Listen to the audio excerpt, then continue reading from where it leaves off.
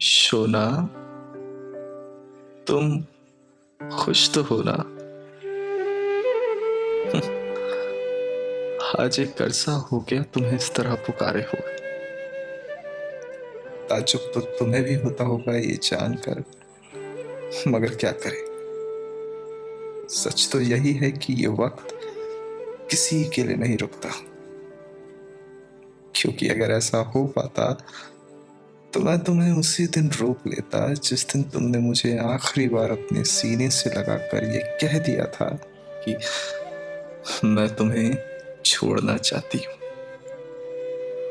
तुम्हारे इन्हीं चंद लफ्जों के सैलाब ने हमारी परसों की पाक मोहब्बत को वहीं खामोश कर दिया।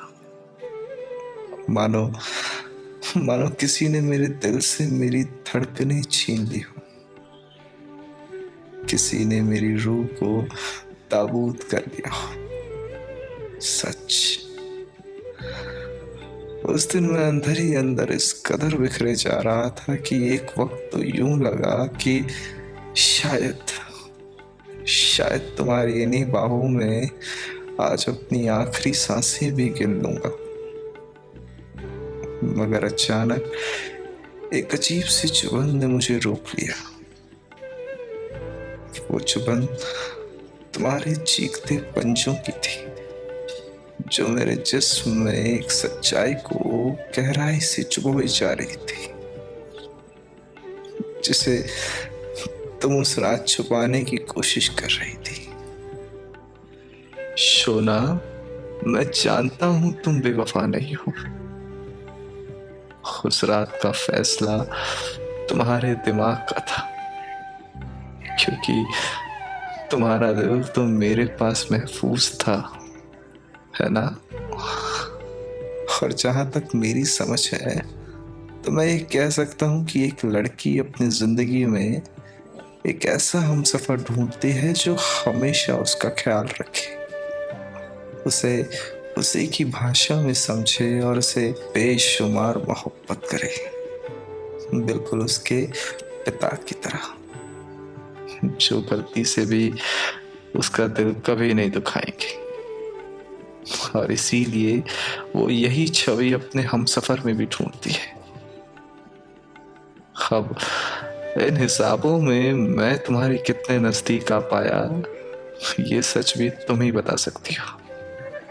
मैं तो बस इतना कह सकता हूँ कि एक लड़के के लिए भी उसका प्यार ही उसकी दुनिया होता है, और वो अपने प्यार को खुश रखने के लिए वो सब कुछ करने का प्रयास करता है जो उसके प्यार को उसके पास हमेशा महफूज रखेगा, फिर चाहे सौदा उसकी जान के साथ ही क्यों ना हो।